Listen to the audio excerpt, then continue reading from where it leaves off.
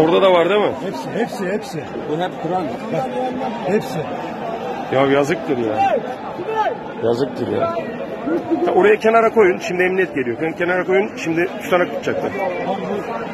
Kenara koyun siz. Böyle maç izlemeyelim. Gerçekten kenara koyun. Ölelim hep beraber o zaman ya. Yani buysa biz ölelim yani hep beraber. Yaşamaya gerek yok ki. Şuraya bakar mısın ya? Tamam koy oraya. Şuraya koy. Buraya koy. Koy oraya. Bak gene var değil mi orada? Komple. Evet. 1,5 saat sonra